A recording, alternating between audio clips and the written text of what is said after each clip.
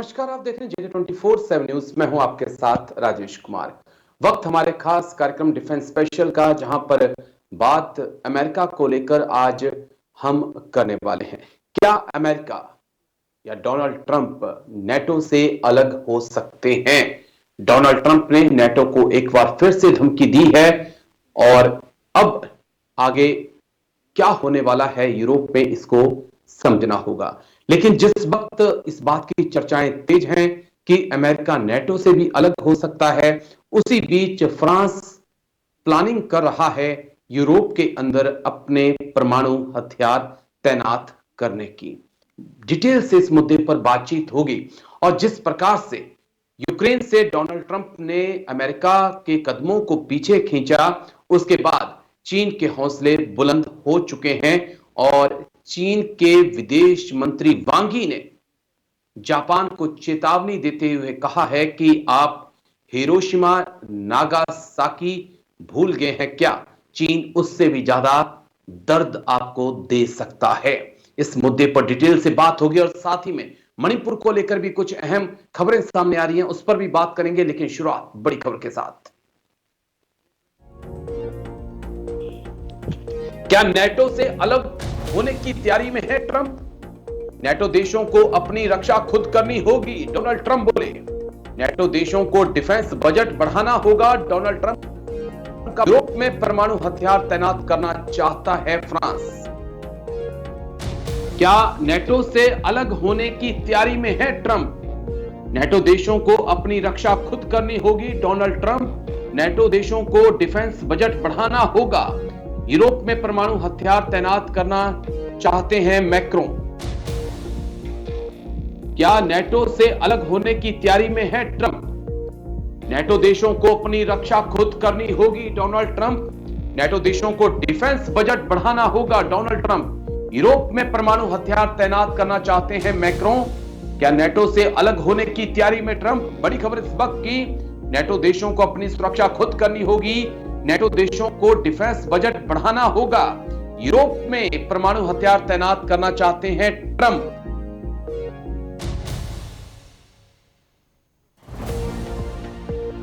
NATO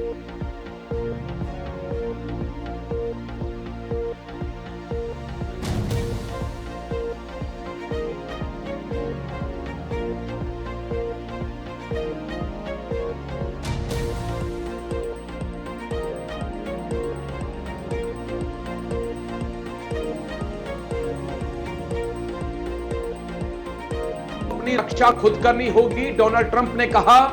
क्या NATO से अलग होने की तैयारी में है ट्रंप? इस वक्त की बड़ी खबर। जल्दी से ग्राफिक्स, उसके बाद एक्सपर्ट्स के पास हम चलेंगे। नेटो से अलग होंगे ट्रंप? बहुत बड़ा सवाल है। डोनाल्ड ट्रंप ने किया बड़ा ऐलान, नेटो देश अपना खर्च उठाएं, अमेरिका सुरक्षा नहीं दे सकता, नेटो देश डिफेंस बजट बढ़ाएं। अमेरिका पर पड़ता है प्रभाव, नेटो देश जीडीपी का 5% डिफेंस पर खर्च करें, यह डोनाल्ड ट्रंप ने साफ कर दिया है। 1, 2, 3% से काम नहीं चलेगा, डोनाल्ड ट्रंप का कहना है। नेटो में फिलहाल 32 सदस्य देश हैं और डोनाल्ड ट्रंप का कहना है कि हम आपका खर्चा नहीं उठा सकते हैं। लेकिन क्या यूरोप में फ्रांस होगा एक्टिव? फ्रांस परमाणु बम करेगा तैनात, ऐसी खबरें सामने आ रही हैं। जर्मनी के चांसलर से मैक्रों की बातचीत इस मुद्दे को लेकर चल रही है। फ्रांस के पास लगभग 290 परमाणु बम हैं। ट्रंप के फैसले से यूरोप में अफरा तफरी और यूरोप से निकल सकते हैं ट्रंप और मैक्रों, यानी कि फ्रांस उस गैप को भरने के लिए क्या तैयार है? तो मुद्दा बहुत बड़ा है और समझाने के लिए आज हमारे साथ बेहद खास मेहमान चर्चा में जुड़ चुके हैं। Lieutenant general Sanjay Kulkarni sir हमें ज्वाइन कर चुके हैं। बहुत बहुत शुक्रिया सर। जय हिंद। सबसे पहले थैंक यू सर।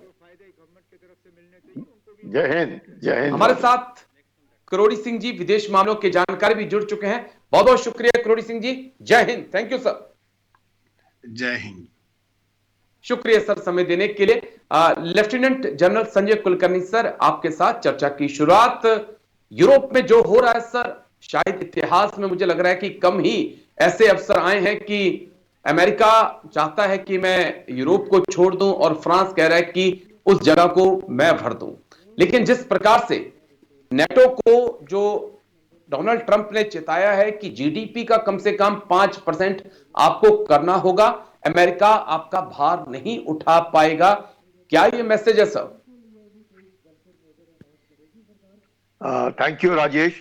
आप देख रहे हैं कि कुछ एक दिनों में जिस प्रकार से ओवल पे हुआ वॉशिंगटन में, आपने खुद ही देखा कि किस प्रकार से जेलेंस्की और प्रेसिडेंट ऑफ यूनाइटेड स्टेट्स, उनके वाइस प्रेसिडेंट के बीच में जिस तरह की झड़प हुई और जो पूरे विश्व भर में टेलीवाइज किया गया, उसको देखते हुए कहीं ना कहीं लग रहा है कि तनाव जो है बढ़ गया है। चाहे जेलेंस्की ने मैं कहूँगा एक तरीके से जरूर कहा है, पछतावा का प्रस्ताव दिया और कहा कि हम अमेरिका के साथ मिनरल्स का सौदा जो है वो तय करेंगे, वो टीटी साइन करेंगे।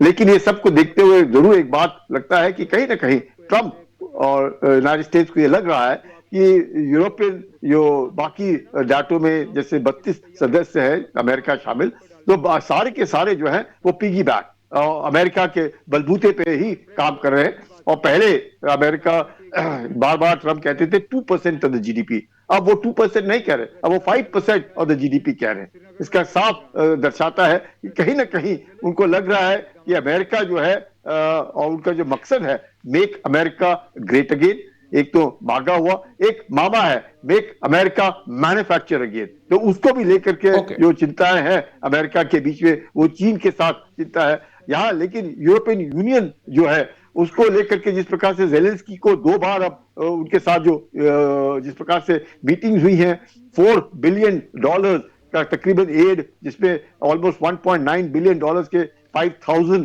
के आसपास के एडी मिसाइल्स उनको देने का जो वादा किया है, प्लस $2 बिलियन ऑफ लोन जो यूक्रेन को देने का किया है। अगर हम नाटो सदस्यता देखें तो ऑफ कोर्स यूएस का दबदबा है, ऑलमोस्ट 16% ऑफ द कंट्रीब्यूशन जो नाटो का है वो अमेरिका का है, तकरीबन जर्मनी का उतना है, यूके का थोड़ा कम है, फिर फ्रांस का है। लेकिन फ्रांस न्यूक्लियर वेपन स्टेट है, यूके न्यूक्लियर वेपन्स हैं उनके पास, दोनों देशों के पास। तो इस सबको देखते हुए यूक्रेन को जिस प्रकार से खासकर जेलेंस्की को ऐसे लगा कि अमेरिका ने झटका दिया, पर यूरोपियन यूनियन और बाकी देशों ने उसका हाथ पकड़ करके उनको उकसाने की कोशिश, मुझे ऐसे लगता है कि बार बार कहीं ना कहीं पर यूरोप में रशिया को लेकर के एक जो उनकी अपनी भावना है, स्पेशली यूके जो ब्रिटिशर्स जो हैं अपने देखिएगा आप, सेकेंड वर्ल्ड वॉर उससे पहले भी भारत में भी जब था, जिस प्रकार से रशिया को लेकर के बार बार वो एक तरीके से फिक्र रहती थी ब्रिटिशर्स को कि रूस आएगा, कहीं कश्मीर से आएगा,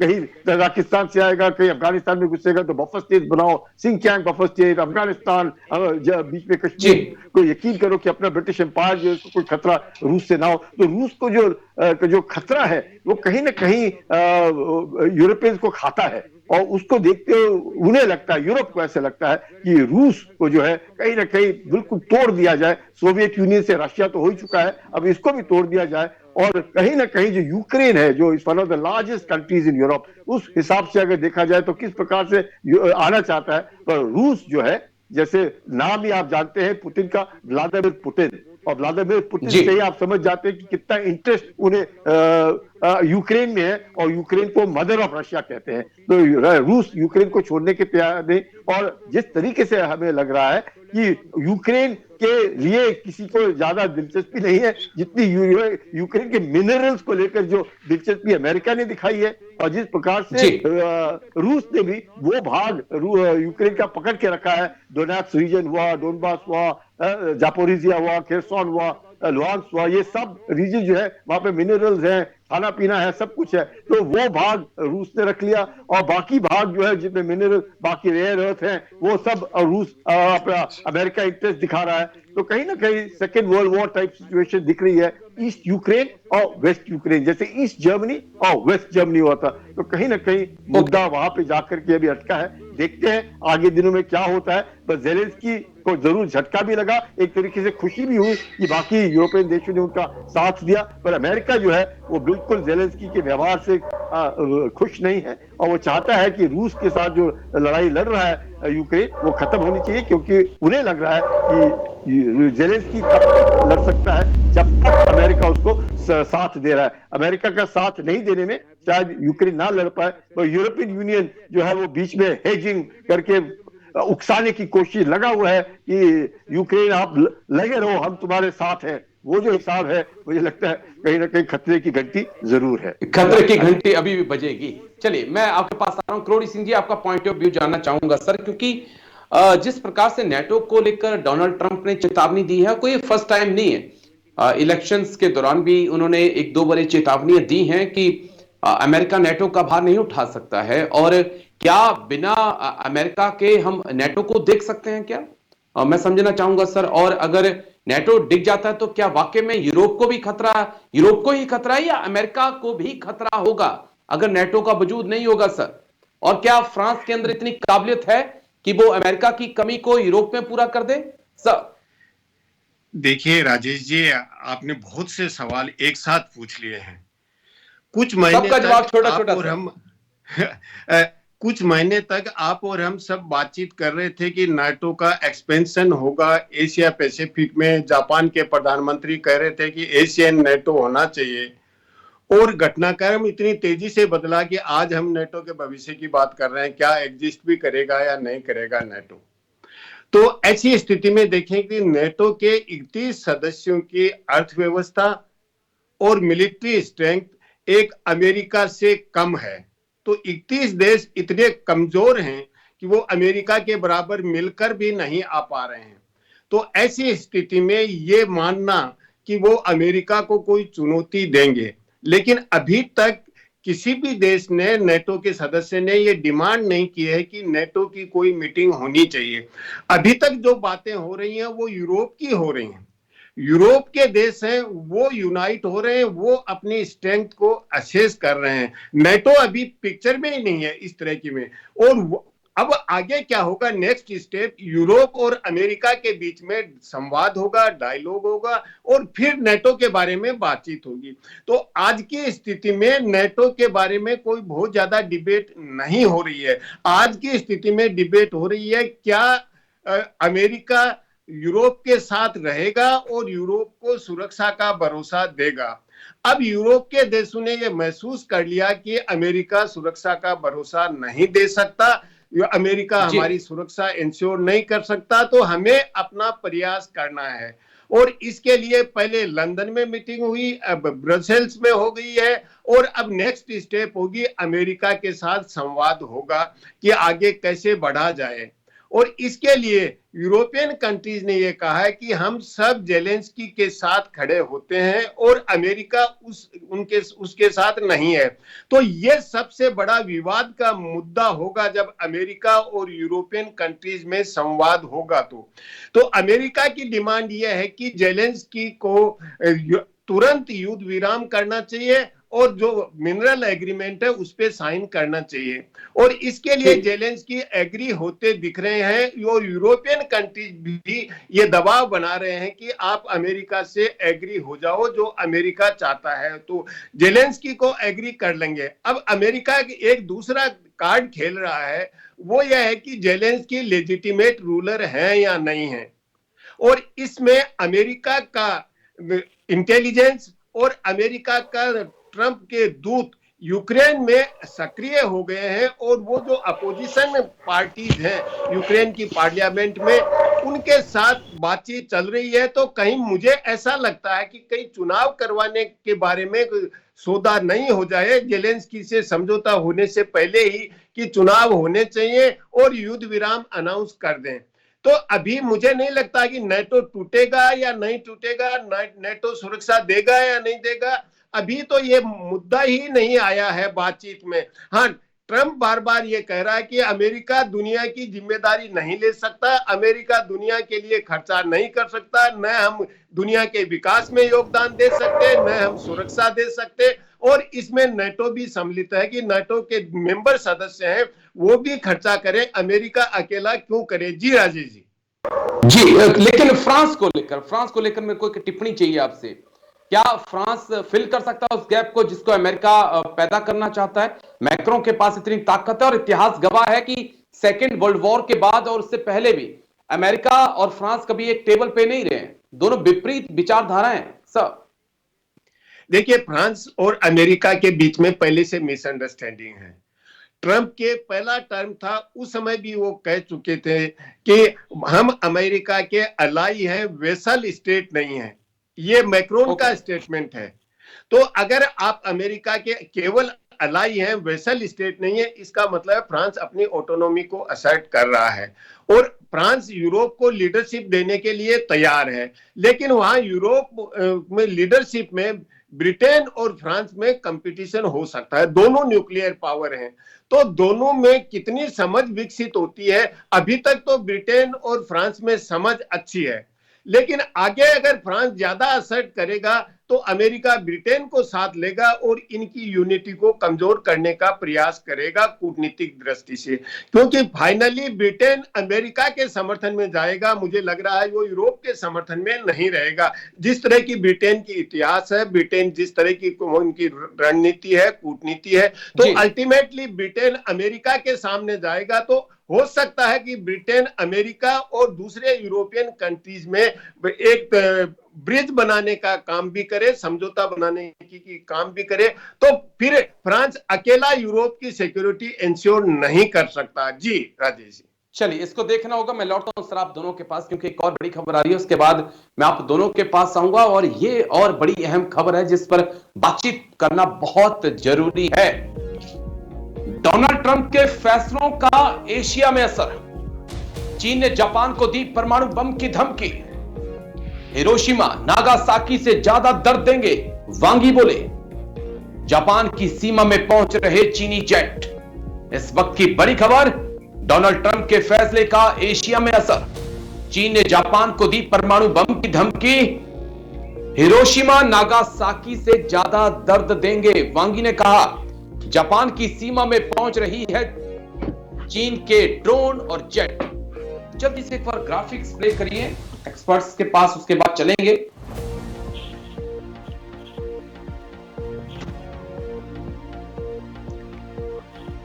चीन की जापान को परमाणु धमकी। विदेश मंत्री वांग यी ने दी धमकी, जापान पर गिरा सकते हैं परमाणु बम। नागासाकी हिरोशिमा से ज्यादा दर्द दे सकते हैं। टोक्यो की शहर पर उड़ रहा है ताइवान, यानी कि ताइवान को लेकर जापान पर निशाना। Next graphics. जापान की सीमा में चीनी घुसपैठ, फाइटर जेट, ड्रोन और समुद्री जहाज भेज रहा है चीन लगातार। जापान की सेना भी हाई अलर्ट है। सेनकाकू आइलैंड को लेकर टेंशन है दोनों देशों के बीच। लेकिन वांग यी ने क्या कहा, जल्दी से वो आपको दिखाते हैं, उसके बाद फिर एक्सपर्ट्स के पास चलते हैं। वांग यी ने क्या कहा यह देखना बहुत जरूरी है। जापान हिरोशिमा पर हुए एटम हमले का 80 साल पूरा करने जा रहा है। हम उसके लिए अपनी संवेदना प्रकट करते हैं, लेकिन यह बड़ा लेकिन है, अगर जापान नहीं सुधरता है तो हम उससे भी ज्यादा दर्द दे सकते हैं। तो एक ऐसा पॉइंट जिस पर बात करना बेहद जरूरी है। और हम चलेंगे सीधा lieutenant general Sanjay Kulkarni sir के पास। सर, यह हौसला तो मुझे लगता है जो चीन को मिल रहा है डोनाल्ड ट्रंप के जो भाग जाने के जो अब उन्होंने भाग निकले की जो सोची है, जिस प्रकार से यूक्रेन से निकले, जिस प्रकार से अफगानिस्तान से निकले, तो यह हौसला तो मुझे लगा वहीं से आ रहा है चीन के अंदर। और ये बहुत बड़ी बात है सर, एक देश को यह कह देना कि हम हिरोशिमा नागासाकी से भी ज्यादा दर्द आपको दे सकते हैं। सर, क्या कुछ होने जा रहा है इंडो पैसिफिक में? राजेश, मुझे लगता है पूरे विश्व भर में ना ट्रंप भी living a cat amongst the pigeons. इस तरह की भाषा बोल करके उधर भी हलचल मचा दी और इधर चीन ने वांग यी भी बोल करके जापान क्या भूल गया हिरोशिमा नागासाकी।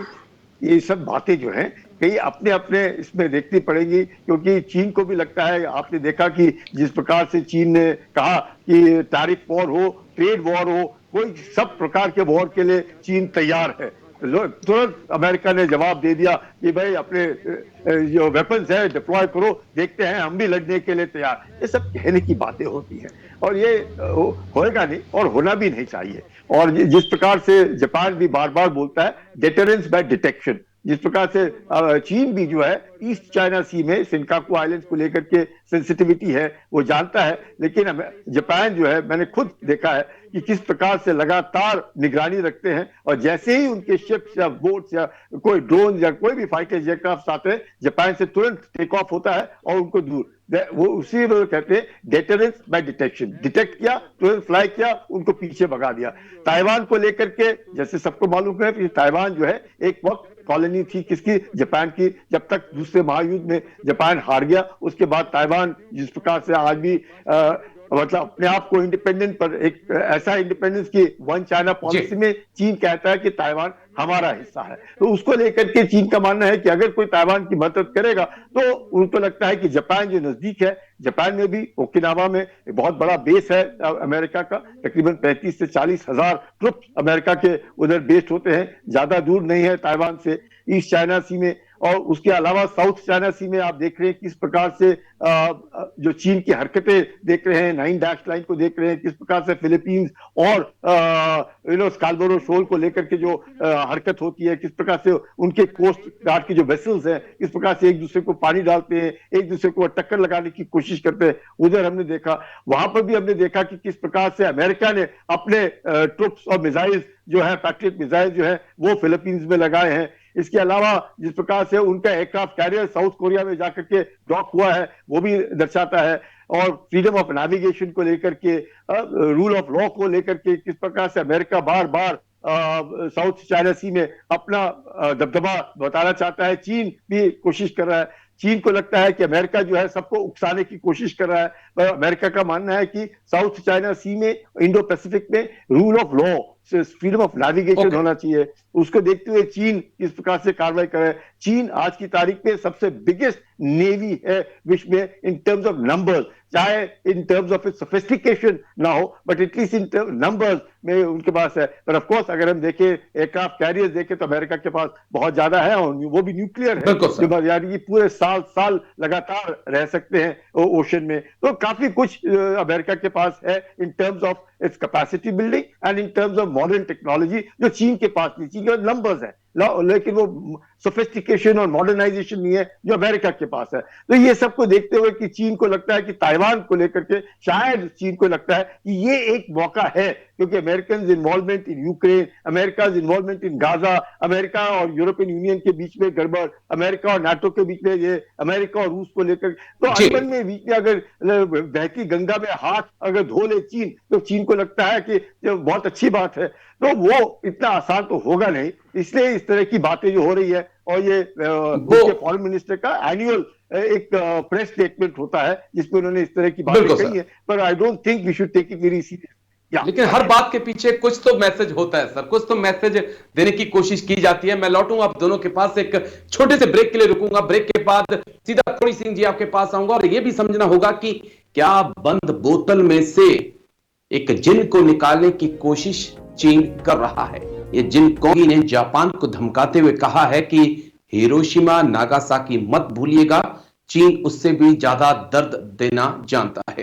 करोड़ी सिंह जी के पास हम चलेंगे। करोड़ी सिंह जी, हर बात के पीछे कुछ ना कुछ तो मैसेज छिपा होता है सर, और क्या चीन की इन धमकियों के बाद ताइवान, फिलीपींस, साउथ कोरिया को अपने बारे में सोचना होगा कि वो अमेरिका के भरोसे खड़ा नहीं हो सकते हैं। जापान को भी मैं इंक्लूड करूंगा कि अमेरिका के भरोसे वो नहीं रह सकते हैं, क्योंकि आने वाले वक्त में हो सकता है कि डोनाल्ड ट्रंप चीन के साथ भी कोई रेयर अर्थ मिनरल का समझौता करके यहां से निकल जाएं और इन देशों के ऊपर आफत आन पड़े। मैं समझना चाहूंगा सर कि क्या वाकई में चीन उस जिन को बोतल से निकालना चाहता है जिस जिन ने चाइना के अंदर सेकेंड वर्ल्ड वॉर में ही तबाही मचा दी थी। नानजिंग का कत्लेआम शायद चीन भूलता नहीं है। सब जल्दी से देखिए राजेश जी, संजय जी ने बहुत विस्तार से स्थिति बताई ईस्ट एशिया और साउथ चाइना सी में। जो आप वांग ई के स्टेटमेंट की बात कर रहे हैं, तो जो पहला पार्ट है वो तो एक लोकाचार है, मानवीय संवेदना है कि 80 साल पहले जिस तरह का जापान में बर्बादी हुई, एटॉमिक पावर के डिस्ट्रक्टिव पोटेंशियल बहुत हैं, ये एहसास दिलाने की कोशिश की है। दूसरा पार्ट आप बता रहे हैं उनके स्टेटमेंट का, दूसरा पार्ट इसलिए है कि चीन ये चाहता है कि यहाँ कोई एक्स्ट्रा रीजनल पावर इस क्षेत्र में, ईस्ट एशिया में और साउथ चाइना सी में नहीं आए। अमेरिका है वो एक्स्ट्रा रीजनल पावर है।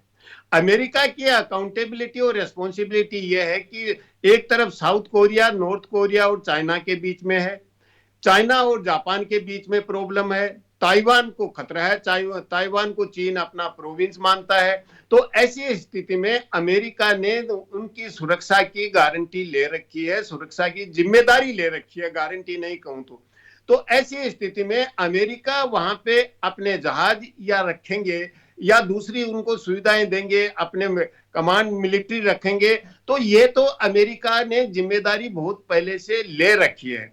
लेकिन जैसे संजय जी ने कहा, freedom of navigation, rules based order, ये अमेरिका के पुराने रेटोरिक हैं, तो उससे रेटोरिक से कोई मतलब नहीं है। अमेरिका की एक जिम्मेदारी है कि ये जो अमेरिका के अलाई हैं उनको सुरक्षा प्रदान करें। चाइना को ऐसा लग रहा है कि जापान के प्राइम मिनिस्टर ने जैसे कहा कि एशिया का नेटो बनाए, तो चाइना और ताइवान को बचाने के लिए बार बार स्टेटमेंट जापान देता है। तो चाइना को ऐसा लग रहा है कि जापान है को साउथ कोरिया उतनी बातें चाइना के अगेंस्ट में नहीं कहता है, लेकिन जापान निरंतर रूप से कहता रहता है। इसलिए चाइना एक मैसेज देना चाहता है कि अगर आप एक कदम आगे बढ़े तो हम भी 2 कदम आगे बढ़ सकते हैं। लेकिन देखिए, एटॉमिक पावर का यूज होगा, मुझे इसकी संभावना बिल्कुल नहीं लग रही है। वो इसलिए नहीं लग रही है कि 80 साल पहले जिस एटॉमिक पावर का यूज हुआ था, आज उससे कहीं हजारों गुना डिस्ट्रक्टिव होगा, उससे पूरा प्लानेट खत्म हो जाएगा। तो एटॉमिक पावर को यूज करना, मुझे नहीं लगता कि चाइना, अमेरिका या कोई भी देश इतनी बड़ी रिस्क लेगा, वो खुद भी नहीं बचेगा।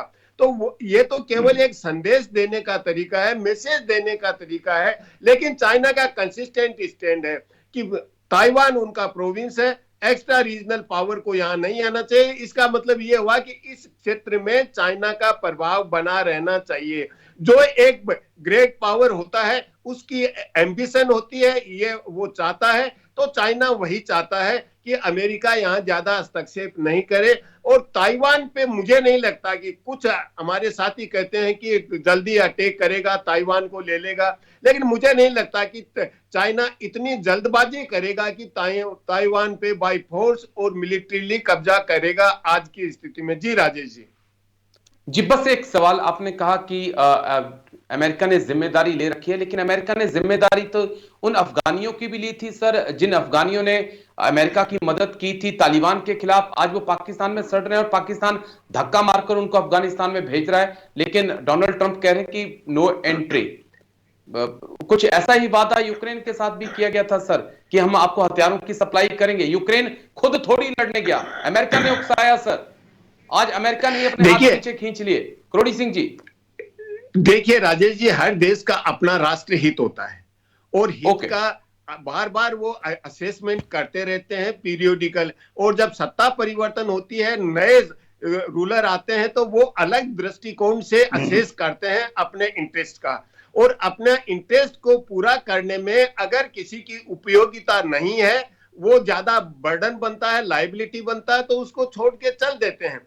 तो ये तो हमें मान के चलना चाहिए कि अंतरराष्ट्रीय संबंधों में कोई चैरिटी नहीं है, कोई दोस्ती नहीं है, कोई दुश्मनी नहीं है। दोस्त कब दुश्मन बन जाए और दुश्मन कब दोस्त बन जाए, ये तो अंतरराष्ट्रीय संबंधों का कैरेक्टर ऐसा है। इसलिए किसी को किसी पे डिपेंडेंट होना नहीं चाहिए। लेकिन आज की स्थिति में साउथ कोरिया और जापान अमेरिका के ऊपर पूर्णतः डिपेंडेंट है सुरक्षा की दृष्टि से। जब चाइना वो एक चुनौती है। ठीक है सर, क्योंकि वक्त थोड़ा सा कम है, मैं जल्दी से एक बड़ी खबर लेता हूं, उसके बाद संजय कुलकर्णी सर मैं आपके पास लौटता हूं। जल्दी से बड़ी खबर प्ले करिए, उसके बाद एक्सपर्ट्स के पास हम लौटेंगे, क्योंकि मणिपुर से बड़ी खबर सामने आ रही है। मणिपुर में लोगों ने लौटाए लूटे हुए हथियार, पुलिस को सौंपे हजारों हथियारों के जखीरे। कल हथियार जमा कराने की समय सीमा खत्म होगी। सेना और सुरक्षा बल कर सकते हैं कल के बाद कड़ी कार्रवाई। इस वक्त की बड़ी खबर, मणिपुर में लोगों ने लौटाए लूटे हुए हथियार, पुलिस को सौंपे हथियारों के जखीरे। हजारों की तादाद में हथियार जमा हुए हैं। कल हथियार जमा करने की समय सीमा खत्म होगी। सेना और सुरक्षा बल कर सकते हैं कल के बाद बड़ी कार्रवाई। जल्दी से ग्राफिक्स प्ले करिए, उसके बाद एक्सपर्ट्स के पास हम लौटते हैं। मणिपुर में हिंसा पर लगाम, राज्यपाल ने दिया था 2 हफ्ते का समय। कल समय जो है वो खत्म होने जा रहा है। हजारों की तादाद में लौटाए गए हथियार, 1000 से ज्यादा हथियार वापस आए हैं। मई 2023 से मणिपुर में हिंसा जारी थी। अब उसके ऊपर एक उम्मीद की जा रही है कि विराम लग सकता है। कुकी माइते के बीच पूरा विवाद चल रहा था। SC ST का पूरा मामला, हिल और वैली का पूरा मामला। लेकिन अब अजय कुमार भल्ला माननीय राज्यपाल की पहल के बाद एक उम्मीद जगी है मणिपुर में। लेकिन अब आगे क्या होगा इसको समझना होगा। Lieutenant general Sanjay Kulkarni sir, Ajay Kumar Bhalla राज्यपाल के आदेश के बाद एक उन्होंने कहा कि आप सरेंडर करिए अपने वेपन्स का। हमने देखा कि पिछले 14-15 दिन में हजारों वेपन सरेंडर हुए हैं। लेकिन अब इसके आगे का रोड मैप क्या है सर? क्योंकि जो वेपन सरेंडर हुए हैं, जो मेरे पास जानकारी है, महज जो लूटे गए उनमें से सिर्फ 20 या 30% होंगे। उसमें भी ऐसे आरोप लग रहे हैं कि लेकर इंसास राइफल गए हैं और जमा 303 कराई है। तो अब आगे का रोड मैप क्या है? क्योंकि हमने देखा कि गृह मंत्री अमित शाह ने सीधा आदेश दिया है कि अब कार्रवाई का वक्त है। सर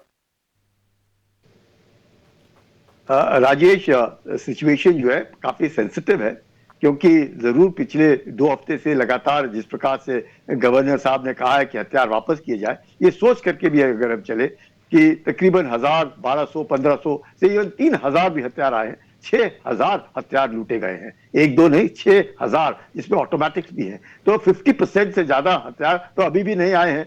और अगर नहीं आए हैं और कुकीज और मेथीज के बीच में जिस प्रकार की अनबन है, जिस प्रकार से बफर जोन बने हैं, जिस प्रकार से म्यांमार के साथ खुला बॉर्डर है, जिस प्रकार से ऐसे में लोग इधर उधर जा रहे हैं, जिस प्रकार से अभी भी ड्रग ट्रैफिकिंग हो रहा है, और जिस प्रकार से होम मिनिस्टर ने कहा है कि 8 मार्च तक कम से कम रास्ते जो है, इम्फाल दीमापुर हुआ, इम्फाल चोराचंदपुर हुआ, इम्फाल बोरे हुआ, ये रास्ते जो है वो खुलने चाहिए, जिससे कि नॉर्मल जैसे पहले होता था कॉन्वॉय चलती थी, और वो शुरू हो जाना चाहिए। और कोई मूवमेंट जो है, चाहे हिल से लेकर के प्लेन यानी कि इम्फाल तक, इम्फाल से तो हरकत जो है वो शुरू हो जानी चाहिए। उम्मीद करते हैं कि शायद हो सके। लेकिन सबसे बड़ी बात यह है, there is tremendous amount of trust deficit, मतलब किसी के ऊपर विश्वास नहीं है। क्योंकि जैसे आपने बिल्कुल ठीक कहा, मई 2023 से लेकर के आज तक कहीं पर भी हमने नहीं देखा होगा कि बफर जोन्स बन गए। बफर जोन्स को कौन संभाल रहा था? सिक्योरिटी फोर्सेस संभाल रहे थे, यानी कि मेथीज को कुकी से दूर रखा गया। तो इतनी देर तक दूर रखा गया और ये सिचुएशन के संभाल 60,000 के आसपास लोग डिस्प्लेस्ड हैं, तकरीबन 300 के आसपास लोग मारे गए हैं, घायल हो चुके हैं। तो ऐसे इसमें डिस्ट्रस्ट है। उस डिस्ट्रस्ट को दूर करना पहली उम्मीद जो जगती है, ये अगर कम से कम जो कम्युनिकेशन है, जो रास्ते हैं, अगर वो खुल जाते हैं और रोड मूवमेंट शुरू हो जाता है और एक दूसरे की तरफ से कोई गोलियां नहीं चलती हैं, और साइमल्टेनियसली ये जो 3000 से ज्यादा हथियार आज भी हैं, शायद मणिपुर के अंदर ना हो क्योंकि म्यांमार के साथ बॉर्डर खुला है, ये हथियार उस तरफ चले गए होंगे।